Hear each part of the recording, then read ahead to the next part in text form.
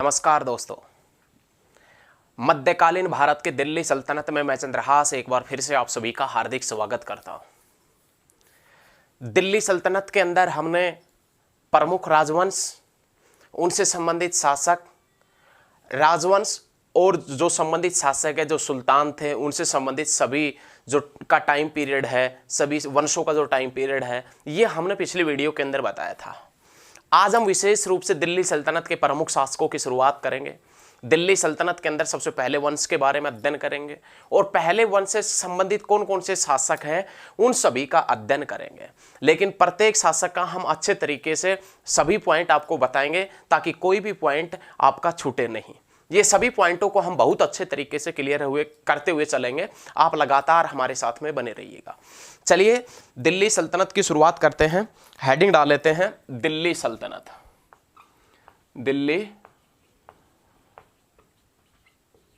दिल्ली सल्तनत दिख रहा है ना? सही दिख रहा होगा। दिल्ली सल्तनत के पॉइंट की बात करें तो हमने दिल्ली सल्तनत के अंदर कल जो पीछे गया कल, उसके अंदर हमने आपसे बताया था कि 5 प्रमुख राजवंश से उनसे संबंधित हमने एक ट्रिक भी बताई थी। यदि वो ट्रिक आपको याद हो जाती है तो बहुत आसान है। ट्रिक से संबंधित गुल खिले तुझसे लोधी, गुलाम वंश, खिलजी वंश, तुगलक वंश, सैयद वंश और लोधी वंश। गुल खिले तुझसे लोधी, ये ट्रिक बताई थी। यदि आपने पिछली वीडियो नहीं देखी है तो वो वीडियो आप जाकर देख ले। अच्छे तरीके से सभी पॉइंट बताए थे हमने। पहला शासक कौन बना था, दिल्ली सल्तनत का अंतिम शासक कौन था, दिल्ली सल्तनत की शुरुआत कब से होती है, कब तक दिल्ली सल्तनत चलता है, दिल्ली सल्तनत का एंड कौन से युद्ध के पश्चात होता है, ये सभी पॉइंट हमने पिछली वीडियो के अंदर बताए थे। आज हम दिल्ली सल्तनत से संबंधित एक वंश लेकर और एक शासक लेकर चलेंगे। दिल्ली सल्तनत के अंदर जो सबसे पहला वंश आता है उस वंश का नाम है गुलाम वंश। दिल्ली सल्तनत के अंदर जो सबसे पहला वंश आता है उस वंश का क्या नाम है? गुलाम वंश। लेकिन गुलाम वंश से संबंधित एक विशेष पॉइंट की चर्चा हम करें इस वीडियो के अंदर। एक विशेष पॉइंट यदि देखें तो दिल्ली सल्तनत का जो टाइम पीरियड रहा है वो 1206 से लेकर 1526 तक दिल्ली सल्तनत का टाइम पीरियड रहा है। यदि आपसे पूछे कि दिल्ली सल्तनत का टोटल टाइम पीरियड कितना था तो आपने बताना है लगभग 320 साल। लगभग 320 साल तक दिल्ली के ऊपर मुसलमानों का कब्जा था या सुल्तानों का कब्जा हुआ करता था। मुसलमान जो सुल्तान थे उनका कब्जा हुआ करता था। 320 साल तक था। 320 साल के अंदर दिल्ली के अंदर कितने राजवंशों ने शासन किया था? तो हमने ये आपसे बताए थे कि कितने वंशों ने शासन किया था। 5 वंशों ने शासन किया था 320 साल के अंदर, 1206 से लेकर 1526, जिसमें सबसे पहला वंश जिसका नाम आता है गुलाम वंश। और इस गुलाम वंश को दूसरे किस नाम से जाना जाता था? तो गुलाम वंश को पहले दास वंश का भी नाम दिया गया था। देखिए, समझने की कोशिश कीजिए। आज हम गुलाम वंश की शुरुआत कर रहे हैं और गुलाम वंश के अंदर कौन कौन से शासक है उनसे संबंधित हम सभी पॉइंट आपको बताएंगे। आप साथ के साथ में नोट करते हुए चलिएगा। गुलाम वंश को किस नाम से भी जाना जाता था? दास वंश के नाम से भी। अब गुलाम वंश को दास वंश के नाम से क्यों जाना जाता था? क्योंकि गुलाम वंश का संस्थापक जिसका नाम था कुतुबुद्दीन ऐबक, वो कुतुबुद्दीन ऐबक दास हुआ करता था किसका? मोहम्मद गोरी का। तो आपने याद रखना है, गुलाम वंश को अन्य किस नाम से जाना जाता था? दास वंश के नाम से। दास वंश क्यों कहा था? क्योंकि कुतुबुद्दीन ऐबक जो है, कुतुबुद्दीन ऐबक, ये दास हुआ करता था। और ये किसका दास हुआ करता था? मोहम्मद गोरी का दास था। मोहम्मद गोरी समझना है इसे, कभी महात्मा गांधी या महमूद गजनवी समझ जाएं, ऐसा नहीं है। मोहम्मद गोरी समझना है। मोहम्मद गोरी का नाम था कुतुबुद्दीन ऐबक। अब दास ऐसे ही नहीं था कुतुबुद्दीन ऐबक एक ही दास था, इसके अंदर दास हुए हैं। इल्तुतमिश भी दास हुआ करता था, इल्तुतमिश। और उस इल्तुतमिश के बाद में जो दास था वो कौन हुआ करता था? बलबन। इसके अंदर गुलाम वंश के अंदर जो टोटल शासक हुआ करते थे 11, और दास शासक कितने हुआ करते थे? तो आपने याद रखना है 3 शासक। गुलाम वंश के अंदर टोटल शासक बने कितने? 11 सुल्तान बने थे 1206 से लेकर और 1290 तक। लेकिन इसके अंदर 3 शासक ऐसे थे जो दास थे। अब जो शासक किसी का भी दास नहीं है और उसको दास कह दिया जाए तो वो स्वीकार कर लेगा दास को, दासता को स्वीकार कर लेगा? नहीं करेगा। तो ओनली 3 शासकों के कारण दास कहना कुछ विद्वानों ने गुलाम वंश को दास वंश कहना कुछ विद्वानों ने उचित नहीं समझा। उसके बाद में दास जो शब्द था इस वंश से हटा दिया गया था, या इस दास शब्द को मान्यता नहीं दी गई थी कि दास वंश के नाम से इसको नहीं जानेंगे, ऐसा कहा गया है। तो आपने ये याद रखना है, गुलाम वंश है, इसको दास वंश भी कहा गया था, क्योंकि गुलाम वंश का जो संस्थापक था कुतुबुद्दीन ऐबक, ये दास था मोहम्मद गोरी का। इल्तुतमिश कुतुबुद्दीन ऐबक का दास था, इल्तुतमिश का दास हुआ करता था बलबन, बलबन को खरीदा गया था इल्तुतमिश के द्वारा। ये आपने सभी चीजें याद रखनी है। कुतुबुद्दीन ऐबक, इल्तुतमिश, बलबन, ये तीनों दास थे। और जो 8 शासक हुआ करते थे वो शासक किसी, जो सुल्तान थे वो किसी के दास नहीं थे। तो इस वंश के लिए दास्ता का प्रयोग करना ठीक नहीं समझा इतिहासकारों ने, और दास्ता का शब्द इस वंश से हटा दिया गया। लेकिन कुछ इतिहासकारों ने इसे इलबारी वंश के नाम से भी जाना था।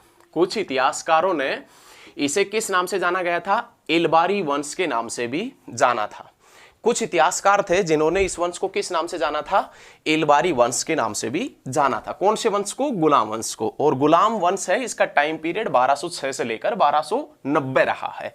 चलिए अभी देखते हैं, ये जो गुलाम वंश है, गुलाम वंश है, इस गुलाम वंश को अन्य किस नाम से जानते हैं? तो आपने याद रखना है, मामलुक वंश के नाम से।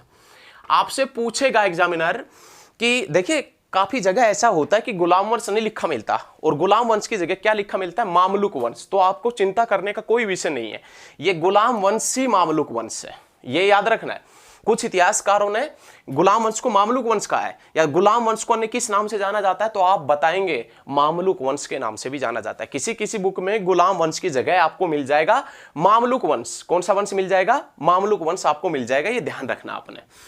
मामलुक वंश, यदि मामलुक के पॉइंट की बात करें तो ये मामलुक जो है ये अरबी भाषा का शब्द है। मामलुक है, ये कौन सी भाषा का शब्द है? अरबी भाषा का शब्द है। गुलाम वंश को मामलुक वंश के नाम से जानते हैं। मामलुक अरबी भाषा का शब्द है, और जिसका अर्थ होता है गुलामी के बंधन से मुक्त है।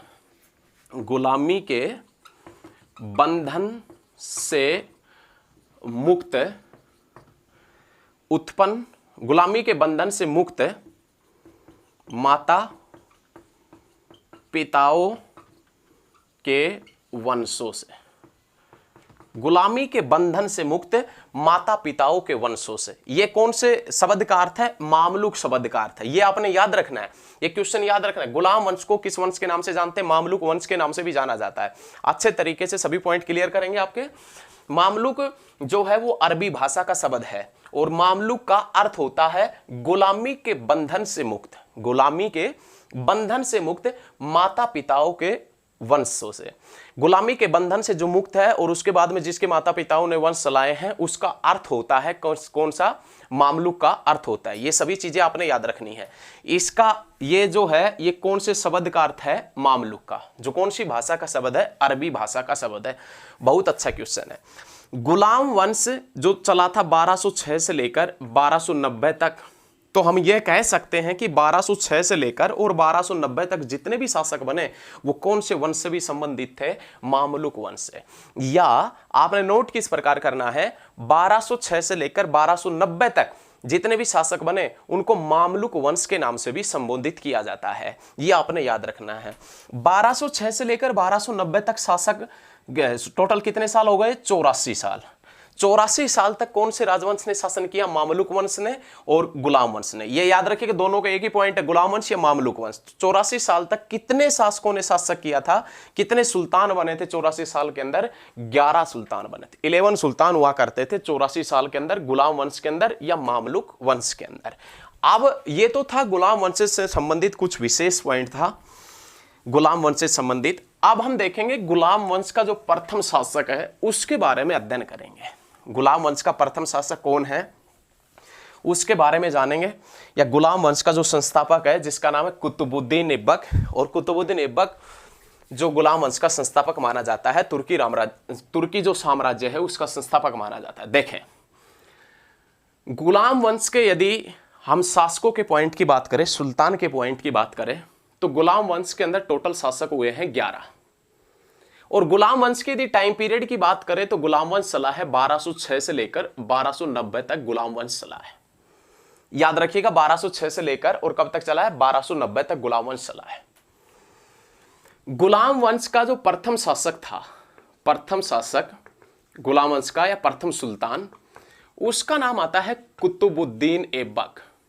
कुतुबुद्दीन ऐबक ये गुलाम वंश का प्रथम शासक था, कुतुबुद्दीन ऐबक। ये हुआ करता था गुलाम वंश का प्रथम शासक। इसका टाइम पीरियड हुआ करता था 1206 से लेकर और 1210। ये कुतुबुद्दीन ऐबक का टाइम पीरियड है। 1206 में कुतुबुद्दीन ऐबक दिल्ली का सुल्तान बनता है और 1210 तक ये कुतुबुद्दीन ऐबक सुल्तान रहता है। उसके बाद में इसका पुत्र आराम शाह शासक बनता है। वो सभी हम पॉइंट आपसे बहुत अच्छे तरीके से क्लियर करेंगे। लेकिन ऐबक जो है, ऐबक का अर्थ क्या होता है, ऐबक जो है इसका अर्थ क्या होता है, तो आपने याद रखना है चंद्रमा का देवता। ऐबक का अर्थ होता है क्या, चंद्रमा का देवता। बहुत अच्छा पॉइंट है। कुतुबुद्दीन ऐबक जो गुलाम वंश का संस्थापक था, कुतुबुद्दीन ऐबक जो गुलाम वंश का प्रथम शासक था, कुतुबुद्दीन ऐबक जिसका टाइम पीरियड 1206 से 1210 रहा है। देखिए ये गुलाम वंश का टाइम पीरियड है और ये कुतुबुद्दीन ऐबक का टाइम पीरियड है। 11 शासक बने थे कुतुबुद्दीन ऐबक जैसे ही। कौन से वंश में, गुलाम वंश में। कुतुबुद्दीन ऐबक, ऐबक का अर्थ होता है चंद्रमा का देवता। अब सबसे पहला क्वेश्चन ये बनता है, कुतुबुद्दीन ऐबक कौन था, कुतुबुद्दीन ऐबक कहां से आया था, कुतुबुद्दीन ऐबक मोहम्मद गोरी को कैसे मिला था, कुतुबुद्दीन ऐबक मोहम्मद गोरी का दास गुलाम कैसे बना था और उस गुलाम से फिर स्वतंत्र शासक कैसे बना था। इन सभी के पॉइंटों के बारे में हम अच्छे तरीके से अध्ययन करेंगे। चलिए, सबसे पहला आता है कि कुतुबुद्दीन ऐबक कहां का निवासी था, तो आपने याद रखना है तुर्किस्तान का निवासी था। कुतुबुद्दीन ऐबक ये तुर्किस्तान का निवासी हुआ करता था। कुतुबुद्दीन ऐबक शुरुआत से ही दास्ता ग्रहण की हुई थी। कुतुबुद्दीन ऐबक ने शुरुआत से ही दास्ता ग्रहण की हुई थी, मतलब शुरुआत से ही, बचपन से ही ये दास था। कुतुबुद्दीन ऐबक शुरुआत से, बचपन से ही दास हुआ करता था और इस दास्ता के कारण कुतुबुद्दीन ऐबक को नैसापुर के बाजार में बेचा गया था। कुतुबुद्दीन ऐबक को नैसापुर के बाजार में बेच दिया गया। नैसापुर के बाजार में जब कुतुबुद्दीन ऐबक को बेचा जाता है तो नैसापुर के अंदर एक मस्जिद होती है और उस मस्जिद के काजी ने कुतुबुद्दीन ऐबक को खरीद लेता है। मस्जिद का जो काजी होता है वो कुतुबुद्दीन ऐबक को खरीद लेता है और वो मस्जिद का काजी कुतुबुद्दीन ऐबक को विद्या, धनुर्विद्या और घुड़सवारी की शिक्षा देता है। विद्या, धनुर्विद्या और घुड़सवारी की शिक्षा देता है और जब वह शिक्षा में निपुण हो जाता है तो कुतुबुद्दीन ऐबक कुरान पढ़ने लगता है। जब शिक्षा में निपुण हो जाता है तो कुतुबुद्दीन ऐबक क्या पढ़ने लगता है, कुरान पढ़ने लगता है और कुरान इतने बेहतरीन तरीके से पढ़ता है कि बाद में कुतुबुद्दीन ऐबक को कुरान खवा के नाम से जानते हैं। बाद में किस नाम से जानते हैं, कुरान खवा के नाम से, कुरान खवा के नाम से जानते हैं। कुरान खवा अर्थ क्या होता है कुरान खवा का, कुरान पाई करने वाला, कुरान पाई करने वाला मतलब कुरान पढ़ने वाला। ये आपने याद रखना, बहुत अच्छा पॉइंट है। कुतुबुद्दीन ऐबक को काजी जो होता है, नैसापुर का काजी, वो विद्या, धनुर्विद्या और घुड़सवारी की शिक्षा देता है। जब शिक्षा में निपुण हो जाता है तो कुतुबुद्दीन ऐबक कुरान पढ़ने लगता है और कुरान में इतना निपुण हो जाता है कि बाद में कुतुबुद्दीन ऐबक को कुरान खवा के नाम से जानते हैं। कुरान खवा का अर्थ होता है कुरान पाई करने वाला। जब यहां से अत्यधिक मात्रा में शिक्षा प्राप्त कर लेता है तो नैसापुर के काजी से काजी से लेकर इस कुतुबुद्दीन ऐबक को और गजनी ले जाया जाता है। नैसापुर से गजनी ले जाया जाता है किसको, कुतुबुद्दीन ऐबक को, और गजनी के अंदर बेच दिया जाता है और गजनी के अंदर इसको कौन खरीदता है, मोहम्मद गोरी खरीदता है। इस सभी लाइन को एक बार समझने की कोशिश कीजिए आप फिर से। कुतुबुद्दीन ऐबक तुर्किस्तान का रहने वाला था। यह बचपन से ही दास्ता स्वीकार की हुई थी, एक तरीके से दास हुआ करता था बचपन से ही और दास्ता के रूप में इसे कुतुबुद्दीन ऐबक को नैसापुर के बाजार में बेच दिया जाता है। नैसापुर के बाजार में कुतुबुद्दीन ऐबक को एक काजी खरीद लेता है और काजी इसको शिक्षा देता है, शिक्षा में जिसमें विद्या और धनुर्विद्या और घुड़सवारी का अध्ययन किया जाता है। शिक्षा के दौरान जब ये कुतुबुद्दीन ऐबक निपुण हो जाता है तो कुतुबुद्दीन ऐबक कुरान पढ़ने लगता है और कुरान इतने बेहतरीन तरीके से पढ़ने लगता है, बाद में इसे कुरान खवा के नाम से जानते हैं। कुरान खवा जिसका अर्थ होता है कुरान का अध्ययन करने वाला, कुरान पाई करने वाला। ये याद रखिएगा, कुरान खवा का विवरण है या शब्द का विवरण है, ये याद रखिए। कुरान खवा का अर्थ होता है। उसके बाद में कुतुबुद्दीन ऐबक को नैसापुर से गजनी ले जाया जाता है। कुतुबुद्दीन ऐबक को नैसापुर से गजनी ले जाया जाता है। क्यों ले जाया जाता है? बेचने के लिए। और गजनी के अंदर कुतुबुद्दीन ऐबक को बेच दिया जाता है। किसको? कुतुबुद्दीन ऐबक को। और गजनी के अंदर कौन खरीद लेता है? मोहम्मद गोरी। और मोहम्मद गोरी की सेवा में आने के बाद में कुतुबुद्दीन ऐबक के जीवन में महान उपलब्धियां प्राप्त करता है। याद रखिएगा, कुतुबुद्दीन ऐबक के जीवन में महान परिवर्तन होते हैं, ये आप याद रख सकते हैं। कुतुबुद्दीन ऐबक जब मोहम्मद गोरी कुतुबुद्दीन ऐबक को खरीद लेता है गजनी के अंदर, तो कुतुबुद्दीन ऐबक के जीवन में महान परिवर्तन आते हैं। और वो परिवर्तन कौन कौन से आते हैं वो हम अभी आपको जस्ट बोर्ड के ऊपर बताएंगे। देखें, तो ये सभी चीजें याद रखिएगा। अब पता लग गया ना कुतुबुद्दीन ऐबक कौन है और कहां का व्यक्ति था और ऐबक का अर्थ क्या होता है। बहुत अच्छे तरीके से क्लियर करेंगे, कोई भी पॉइंट आपका छोड़ेंगे नहीं। मजा आएगा आपको पढ़ने में, बेहतरीन, एकदम जहरीले तरीके से पढ़ाएंगे नहीं, कोई बात नहीं है, एकदम मस्त तरीके से पढ़ाएंगे। देखें नेक्स्ट पॉइंट, देखें नेक्स्ट पॉइंट ये बनता है, कुतुबुद्दीन ऐबक मोहम्मद गोरी कुतुबुद्दीन ऐबक को खरीद लेता है और बाद में एक टाइम ऐसा आता है कि कुतुबुद्दीन ऐबक मोहम्मद गोरी के मुख्य और विश्वसनीय दासों में से एक हो जाता है। एक युद्ध होता है तराइन का पहला युद्ध, तराइन का प्रथम युद्ध। तराइन का प्रथम युद्ध पृथ्वीराज चौहान और मोहम्मद गोरी के बीच में होता है, लेकिन प्रथम युद्ध में हार जाते हैं मोहम्मद गोरी। और तराइन का द्वितीय युद्ध 1192 के अंदर होता है। तराइन का प्रथम युद्ध 1191 में पृथ्वीराज चौहान और मोहम्मद गोरी के बीच।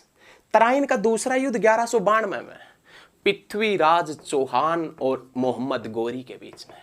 लेकिन मोहम्मद गोरी इस युद्ध में जीत जाता है। मोहम्मद गोरी इस युद्ध में जीत जाता है और मोहम्मद गोरी ने दिल्ली के आसपास का जो क्षेत्र तराइन के दूसरे युद्ध में जीता था, वो क्षेत्र किसके अधीन कर दिया था? तो आपने याद रखना है, कुतुबुद्दीन ऐबक के अधीन कर दिया था। कुतुबुद्दीन ऐबक ने उस क्षेत्र के ऊपर नियंत्रण बनाने के लिए कुतुबुद्दीन ऐबक ने उस क्षेत्र के ऊपर नियंत्रण बनाने के लिए, कौन से क्षेत्र के ऊपर? जो मोहम्मद गोरी ने तराइन के दूसरे युद्ध में जीते थे।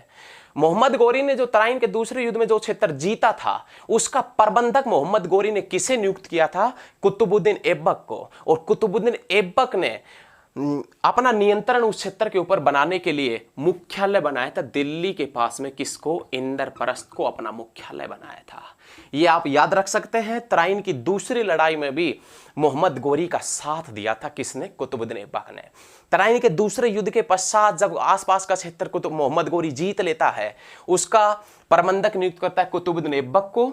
कुतुबुद्दीन ऐबक ने उस क्षेत्र के ऊपर नियंत्रण बनाने के लिए दिल्ली के पास में इंद्रप्रस्थ को अपना मुख्यालय बनाया था। यह आपने याद रखना। उसके बाद में मोहम्मद गोरी ने ऐबक को अमीर ए आखुर का पद भी दिया था। अमीर ए आखुर होता क्या है? घुड़साल का मुख्य अधिकारी या घुड़साल का एक उच्च अधिकारी, जिसका अमीर ए, जो आपने दिख नहीं रहा होगा, अमीर ए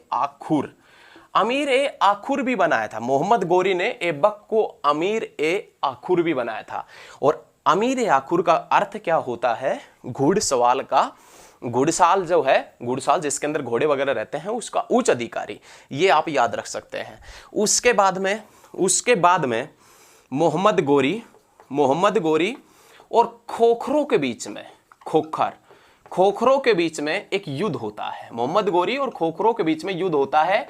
घटना कब की है? 1205 की।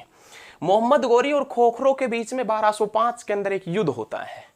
और उस युद्ध में भी मोहम्मद गोरी की सेना का जो सेनापति का नेतृत्व किया था, सेना का जो नेतृत्व किसने किया था, वो किसने किया था? तो आप याद रखिएगा, कुतुबुद्दीन ऐबक ने। 1205 में मोहम्मद गोरी और खोखरों के बीच में जो युद्ध हुआ, और उस युद्ध के दौरान मोहम्मद गोरी की जो सेना का नेतृत्व किया था, वो किसने किया था? तो आप याद रखिएगा, कुतुबुद्दीन ऐबक ने। खोखरों के युद्ध के पश्चात 1206 के अंदर मोहम्मद गोरी अपने गृह प्रांत की तरफ प्रस्थान करते हैं।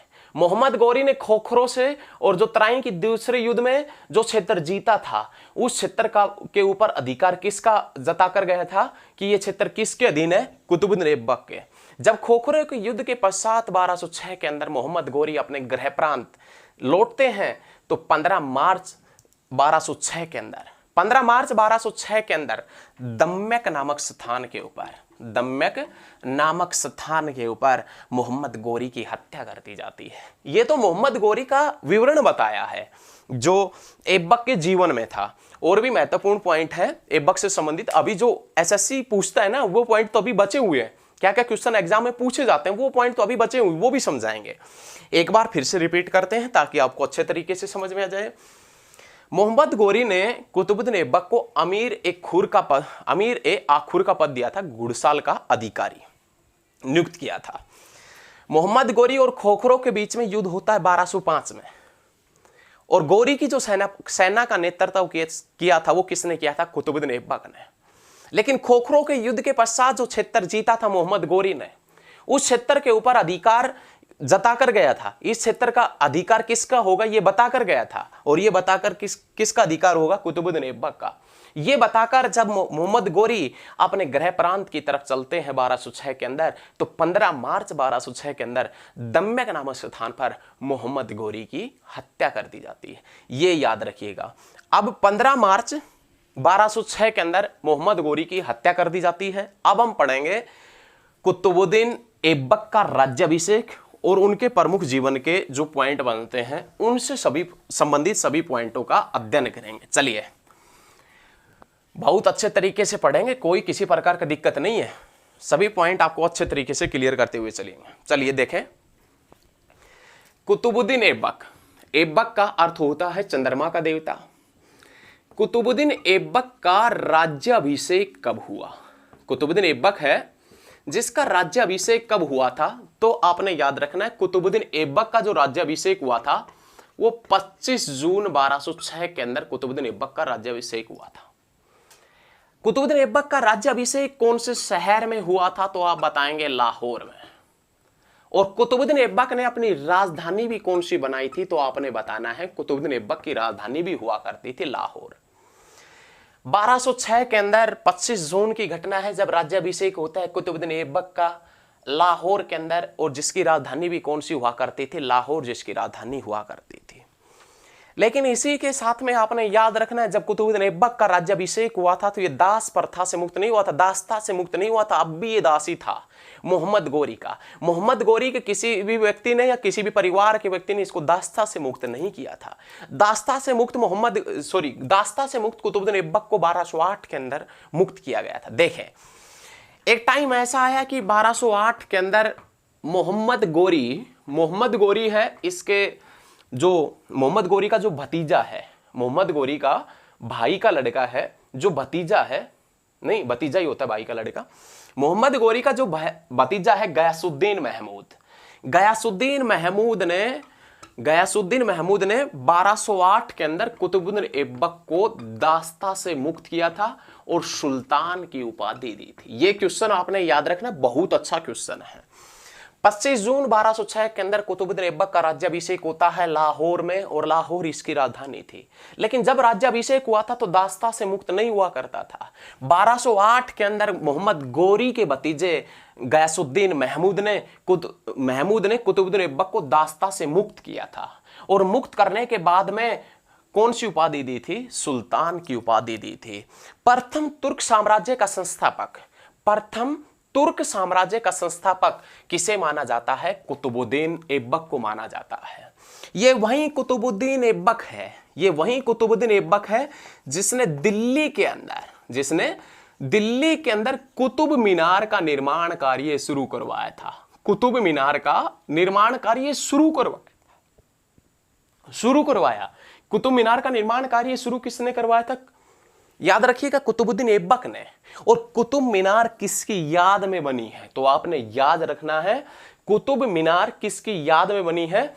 जो कुतुब मीनार प्रसिद्ध सूफी संत बख्तियार काकी की याद में बनी है। किसकी याद में? बख्तियार काकी की याद में। ये देखें, बख्तियार काकी की याद में कुतुब मीनार किसकी याद में बनी है? तो आपने याद रखना बख्तियार काकी की याद में बना है। इस कुतुबुद्दीन ऐबक ने भारत की पहली मस्जिद कुव्वत-उल इस्लाम का निर्माण करवाया था। भारत की पहली मस्जिद कुव्वत उल इस्लाम का निर्माण करवाया था। और ये मस्जिद कहां पर बनाई गई थी? दिल्ली के अंदर। लेकिन जो कुव्वत उल इस्लाम मस्जिद है, कुव्वत उल इस्लाम जो मस्जिद है ये दिल्ली के अंदर है, लेकिन दिल्ली में कहां पर बनवाई गई थी? तो पृथ्वीराज चौहान का एक किला पड़ता है, राय पिथौरागढ़ का किला। उस राय पिथौरागढ़ के किले के स्थान पर बनाई गई थी। याद रखिएगा, पृथ्वीराज चौहान का एक किला पड़ता है, राय पिथौरागढ़ का किला, और उस राय पिथौरागढ़ के किले के अंदर ही कुव्वत उल इस्लाम मस्जिद का निर्माण करवाया गया था। बहुत अच्छे तरीके से अध्ययन करें इन चीजों का। देखिए, ऐबक ने दिल्ली के अंदर कुतुब मीनार बनवाया, और कुतुब मीनार जो प्रसिद्ध सूफी संत बख्तियार काकी की याद में बनवाया गया था। ऐबक ने भारत की पहली मस्जिद कुव्वत उल इस्लाम मस्जिद दिल्ली के अंदर बनवाई, जो पृथ्वीराज चौहान के रायगढ़ के किले के पिथौरागढ़ के किले के अंदर, रायगढ़ के किले के स्थान पर बनवाई थी। ये आपने याद रखना, पिथौरागढ़ का जो किला है पृथ्वीराज चौहान का, वहां पर दिल्ली के अंदर उसी स्थान के ऊपर इस मस्जिद का निर्माण करवाया था। किसने करवाया था? तो आपने ये याद रखना है, किसने? कुतुबुद्दीन ऐबक ने। चलिए नेक्स्ट पॉइंट देखते हैं कुतुबुद्दीन ऐबक से संबंधित। ये सभी पॉइंट आशा करते हैं कि आपको समझ में आ रहे होंगे बहुत अच्छे तरीके से। कुतुबुद्दीन पृथ्वीराज चौहान का जो राय पिथौरागढ़ का किला है ना, राय पिथौरागढ़ का किला, वो दिल्ली के पास, और दिल्ली के पास उसी स्थान के ऊपर उन्होंने कुव्वत उल इस्लाम मस्जिद का निर्माण करवाया था, जो भारत की पहली मस्जिद हुआ करती थी। उसके बाद में इस कुतुबुद्दीन ऐबक ने अजमेर के अंदर, कुतुबुद्दीन ऐबक ने अजमेर के अंदर 2.5 दिन का झोपड़ा बनवाया। 2.5 दिन का झोपड़ा बनवाया था कुतुबुद्दीन ऐबक ने। कहां पर? अजमेर के अंदर। ये आपने याद रखना, 2.5 दिन का झोपड़ा कहां पर है? तो आप बताएंगे अजमेर में। किसने बनवाया था? कुतुबुद्दीन ऐबक ने। लेकिन 2.5 दिन का झोपड़ा जहां पर बना हुआ है, वहां पर पहले संस्कृत महाविद्यालय हुआ करता था। वहां पर क्या हुआ करता था? संस्कृत महाविद्यालय उस स्थान के ऊपर हुआ करता था जहां पर 2.5 दिन का झोपड़ा बना हुआ है। यह संस्कृत महाविद्यालय किसने बनवाया था? तो आप याद रखिएगा, विग्रहराज। संस्कृत महाविद्यालय किसने बनवाया था? विग्रहराज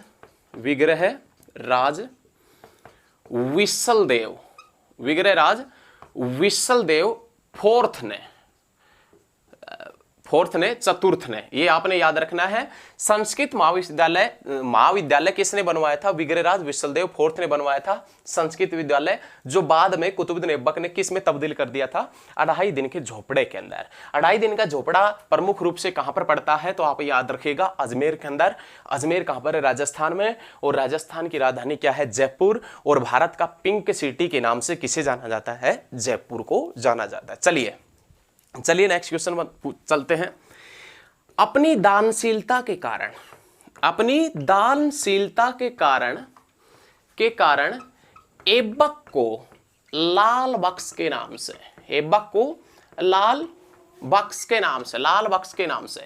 लाखों का दान करने वाला लाल बख्श किसे कहा जाता है? कुतुबुद्दीन ऐबक को। और पील बख्श के नाम से किसे जाना जाता है? कुतुबुद्दीन ऐबक को जाना जाता है। अपनी दानशीलता के कारण लाल बख्श और पील बख्श के नाम से किसे जानते हैं? कुतुबुद्दीन ऐबक को। लाल बख्श का अर्थ होता है लाखों का दान करने वाला, और पील बख्श का अर्थ होता है हाथियों का दान करने वाला। याद रखिएगा, लाल बख्श कुतुबुद्दीन ऐबक और पील बख्श कुतुबुद्दीन ऐबक। पील बख्श का अर्थ होता है हाथियों का दान करना, और लाल बख्श का अर्थ होता है लाखों का दान करने वाला। हाथियों का दान करने वाला पील बख्श और लाखों का दान करने वाला लाल बख्श, दोनों के नाम से किसे जाना जाता है? कुतुबुद्दीन ऐबक को जाना जाता है। ये आपने सभी पॉइंट अच्छे तरीके से याद रखना है। उसके बाद में कुतुबुद्दीन ऐबक के समय के दौरान नालंदा विश्वविद्यालय को ध्वस्त किया गया था। नालंदा विश्वविद्यालय को ध्वस्त किसने किया था? तो बख्तियार खिलजी ने। नालंदा विश्वविद्यालय को ध्वस्त करने वाला, नालंदा जो यूनिवर्सिटी है, नालंदा विश्वविद्यालय को ध्वस्त करने वाला शासक कौन हुआ करता था? बख्तियार खिलजी जो कुतुबुद्दीन ऐबक का सहायक सेनापति हुआ करता था। याद रखिए, कुतुबुद्दीन ऐबक के सहायक सेनापति बख्तियार खिलजी ने नालंदा विश्वविद्यालय को ध्वस्त किया था। यह भी पॉइंट आपने याद रखना है। नालंदा विश्वविद्यालय को ध्वस्त करने वाला शासक कौन था? बख्तियार खिलजी। याद रखिएगा, यह क्वेश्चन एग्जाम में बहुत बार रिपीट होता है। लेकिन आपने ये याद रखना है, ये बख्तियार खिलजी कौन था? कुतुबुद्दीन ऐबक का सहायक सेनापति हुआ करता था। उसके बाद में नेक्स्ट पॉइंट आता है लाहौर के अंदर 1210 में। एक टाइम ऐसा आया कि 1210 के अंदर कुतुबुद्दीन ऐबक लाहौर में चौगान खेल रहे थे। क्या खेल रहे थे? चौगान खेल रहे थे। चौगान जिसे किस नाम से भी जानते हैं? पोलो के नाम से जानते हैं। और पोलो, चौगान या पोलो खेलते समय इनकी क्या हो गई थी? मृत्यु हो गई थी। कौन से शहर में मृत्यु हुई थी? लाहौर में। तो इनका मकबरा भी कहां पर बनवा दिया गया? लाहौर के अंदर। ये क्वेश्चन बहुत अच्छा है। कुतुबुद्दीन ऐबक से संबंधित लगभग सभी पॉइंट हमने क्लियर कर लिए हैं। ये आपने सभी पॉइंट अच्छे तरीके से अध्ययन करना है। एक बार फिर से देखें, नालंदा विश्वविद्यालय को ध्वस्त करने वाला शासक बख्तियार खिलजी, देखिए बख्तियार काकी नहीं, बख्तियार खिलजी जो सहायक सेनापति हुआ करता था कुतुबुद्दीन ऐबक का। 1210 के अंदर कुतुबुद्दीन ऐबक लाहौर शहर के अंदर चौगान पोलो खेल रहे थे, लेकिन चौगान पोलो खेलते समय कुतुबुद्दीन ऐबक की मृत्यु हो जाती है। कुतुबुद्दीन ऐबक की मृत्यु लाहौर शहर में हुई थी, तो इनका मकबरा भी कहां पर बना दिया गया? कुतुबुद्दीन ऐबक का जो मकबरा है, ये कुतुबुद्दीन ऐबक का मकबरा भी कौन से शहर में बना दिया गया? लाहौर के अंदर इनका मकबरा बना दिया गया। बहुत अच्छा पॉइंट है, बैक टू बैक इनको क्लियर करते हुए चलिएगा। चौगान या पोलो का जन्मदाता कौन से देश को माना जाता है? चौगान या पोलो का जन्मदाता कौन से देश को माना जाता है? भारत को। और भारत में कौन से स्टेट को? मणिपुर को। ये आपने याद रखना, मणिपुर से पोलो खेल की शुरुआत हुई थी और भारत पोलो खेल का चौगान का जन्मदाता माना जाता है। और चौगान खेलते समय डेथ किसकी हुई? कुतुबुद्दीन ऐबक की। और कब हुई? 1210 के अंदर हुई थी। कुतुबुद्दीन ऐबक की डेथ हो जाती है 1210 में। अब जैसे ही कुतुबुद्दीन ऐबक की डेथ होती है, कुतुबुद्दीन ऐबक का पुत्र आराम शाह शासक बनता है। उस आराम शाह के बारे में एग्जाम से संबंधित कोई विशेष पॉइंट नहीं है, लेकिन फिर भी आपको पता होना चाहिए कि आराम शाह को कैसे किसने हटाया था और कैसे ये शासक बना था। देखें, दिल्ली सल्तनत का सबसे पहले हमने आपसे बताया है गुलाम वंश। गुलाम वंश का प्रथम शासक हमने आपसे बताया कौन? कुतुबुद्दीन ऐबक। लेकिन ऐबक जो 1206 से 1210 तक था, 1210 के अंदर ऐबक की मृत्यु हो जाती है। 1210 में कुतुबुद्दीन ऐबक की मृत्यु हो जाती है और इसके मृत्यु के बाद में शासक कौन बनता है? आराम शाह। आराम शाह नाम से ही पता लग रहा है, आराम शाह मतलब आराम फरमाने वाला, असक्षम व्यक्ति। आराम शाह शासक बनता है 1210 में, लेकिन 1210 में इसको मौत के घाट उतार दिया जाता है। कुतुबुद्दीन ऐबक की अकस्मात मृत्यु के कारण, कुतुबुद्दीन ऐबक की अचानक मृत्यु के कारण जो तुर्की सरदार थे उनके अंदर एक समस्या उत्पन्न हो जाती है। देखिए 1210 में जब कुतुबुद्दीन ऐबक लाहौर के अंदर पोलो खेल रहे थे, उसके कारण अचानक इनकी मृत्यु हो जाती है। और मृत्यु होने के बाद में जो तुर्की सरदार थे इनके दरबार के अंदर, उनके अंदर समस्या उत्पन्न हो जाती है कि आराम शासक किसको बनाया जाए, सुल्तान किसको बनाया जाए और कैसे बनाया जाए। लेकिन कुछ तुर्क जो उच्च अधिकारी थे, ऊंचे पदों पर बैठे हुए थे, उन्होंने आपस में मिलजुल कर सरदार बना दिया, सुल्तान बना दिया। किसको? आराम शाह को। अब आराम शाह को सुल्तान बना दिया जाता है 1210 में कुछ तुर्क सरदारों के द्वारा। लेकिन इससे काफी तुर्की जो सरदार थे, काफी तुर्क सरदार थे, वो नाखुश थे। क्यों नाखुश थे? क्योंकि ये शासन चलाने में असमर्थ था, असक्षम व्यक्ति था, आराम फरमाने वाला व्यक्ति था। शासन वगैरह का, सुल्तान का इसके अंदर कोई गट्स ही नहीं था, कोई गुण ही नहीं था इसके अंदर कि ये सुल्तान बन सके और सुल्तान रहते हुए अच्छे बेहतरीन तरीके के कार्य कर सके। इस प्रकार का कोई गुण ही नहीं होता था इसके अंदर। तो देखिए कुतुबुद्दीन ऐबक की मृत्यु के बाद में 1210 में शासक बना आराम शाह। आराम शाह शासक कैसे बनता है? कुछ तुर्की जो सरदार थे उन्होंने जबरदस्ती इसको शासक बना दिया, लेकिन कुछ तुर्क इसके विरुद्ध में कार्य करने लगे थे। कुछ तुर्क इससे बिल्कुल नाखुश थे कि आराम शाह शासक नहीं बनना चाहिए। लेकिन हम बात करें अपने देश की राजधानी दिल्ली के तुर्कों की, दिल्ली के अंदर उस समय जो तुर्क सरदार बैठे हुए थे, वो तुर्क सरदार भी इससे नाखुश थे। दिल्ली के अंदर उस समय जो तुर्क सरदार बैठे हुए थे, वो तुर्क सरदार भी इससे नाखुश थे। और दिल्ली के तुर्क सरदारों ने एक बुलावा भेजा, एक निमंत्रण भेजा। और वो निमंत्रण किसको भेजा? बदायूं के प्रशासक को, बदायूं के प्रशासक को, बदायूं के गवर्नर को। और बदायूं का गवर्नर कौन था? कुतुबुद्दीन ऐबक का दामाद, जिसका नाम क्या था? इल्तुतमिश। याद रखिएगा, इल्तुतमिश। देखें एक बार, समझने की कोशिश कीजिए हम क्या आपको समझाने जा रहे हैं। आराम शाह जब शासक बनता है तो कुछ तुर्की सरदारों ने आराम शाह को शासक बना दिया, लेकिन कुछ तुर्की शासक थे, कुछ तुर्की सरदार थे, वो नाराज हो गए, जिसमें नाराजगी जाहिर करने वालों में दिल्ली के तुर्क सरदार भी शामिल हुआ करते थे। लेकिन दिल्ली के तुर्क सरदारों ने एक निमंत्रण भेजा, और वो निमंत्रण किसके पास में भेजा? बदायूं के प्रशासक इल्तुतमिश के पास में भेजा। और ये इल्तुतमिश जो किसका दामाद हुआ करता था? कुतुबुद्दीन ऐबक का दामाद और दास हुआ करता था। इसके पास में निमंत्रण भेजा और निमंत्रण में लिखा कि आप जल्दी से दिल्ली पधारिएगा और सुल्तान की उपाधि धारण करिएगा। अब जैसे इल्तुतमिश दिल्ली की ओर कूच करते हैं, इधर से आराम शाह भी दिल्ली की ओर कूच करता है, और दिल्ली के पास में इनका संघर्ष होता है, इनका युद्ध होता है, और उस युद्ध में इल्तुतमिश मार देता है किसको? आराम शाह को, और उसके बाद में सुल्तान खुद बनता है इल्तुतमिश, और इल्तुतमिश सुल्तान बना 1210 में। कुछ समय के लिए आराम शाह शासक बना था। देखिए, समझने की कोशिश कीजिए हम क्या आपको समझाने चाह रहे हैं। हम आपको ये बता रहे हैं कुतुबुद्दीन ऐबक की मृत्यु के बाद में कुछ तुर्की सरदारों की मदद से आराम शाह शासक बन गया, लेकिन कुछ तुर्क इससे नाखुश थे। कुछ तुर्की जो सरदार थे वो नाखुश थे। नाखुश रहने का कारण ओनली बस यही था कि ये असक्षम व्यक्ति था, शासन चलाने का कोई ज्ञान नहीं था, किसी भी आराम फरमाने वाला व्यक्ति था, आराम से अपने चिल करता था, कोई किसी प्रकार की दिक्कत नहीं थी इसको। लेकिन दिल्ली के तुर्क सरदार भी इससे नाखुश थे। दिल्ली के तुर्क सरदार भी ये चाहते नहीं थे कि आराम शाह शासक बने, ये नहीं चाहते थे। लेकिन दिल्ली के तुर्क सरदारों ने बदायूं के प्रशासक इल्तुतमिश, जो कुतुबुद्दीन ऐबक के दास व दामाद थे, उसको दिल्ली के लिए निमंत्रण भेजा। और जब इल्तुतमिश दिल्ली की ओर कूच करता है, इसका पता आराम शाह को लग जाता है। आराम शाह भी दिल्ली की तरफ कूच करने लगता है, और रास्ते में दोनों की आपस में, दिल्ली के पास में आपस में दोनों के बीच में युद्ध होता है। और युद्ध में इल्तुतमिश आराम शाह को मौत के घाट उतार देता है, और मौत के घाट उतारने के बाद में खुद इल्तुतमिश शासक बनता है। लेकिन इसी के साथ में आपको ये पता होना चाहिए, इल्तुतमिश जो कुतुबुद्दीन ऐबक का दामाद और दास था, तो ये कुतुबुद्दीन ऐबक का पुत्र था। तो इल्तुतमिश ने अपने साले की हत्या की थी आराम शाह की, ये याद रखेगा। एक कब्जा करने के लिए इल्तुतमिश ने, सुल्तान बनने के लिए, दिल्ली का सुल्तान बनने के लिए इल्तुतमिश ने अपने साले की हत्या की थी। क्यों? क्योंकि ऐबक का दामाद इल्तुतमिश और ऐबक का पुत्र आराम शाह, तो इल्तुतमिश का साला लगा आराम शाह, और अपने साले की हत्या कर दिल्ली की गद्दी के ऊपर कौन विराजमान होते हैं, कौन बैठते हैं? तो आपने बताना है इल्तुतमिश। आशा करते हैं कि आपको वीडियो अच्छी लगी होगी, और इससे संबंधित जो नेक्स्ट पॉइंट है वो हम बहुत जल्द बताएंगे।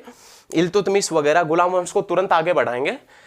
और यदि आपको वीडियो अच्छी लगती है ना, तो ज़्यादा से ज़्यादा सभी स्टडी ग्रुप में इसको शेयर करें, ज़्यादा से ज़्यादा इन वीडियो को फैलाएं। नहीं, यदि आपने अभी तक चैनल को सब्सक्राइब नहीं किया है तो चैनल को सब्सक्राइब कर लें, ताकि लेटेस्ट वीडियो सबसे पहले आप तक पहुंच चुके।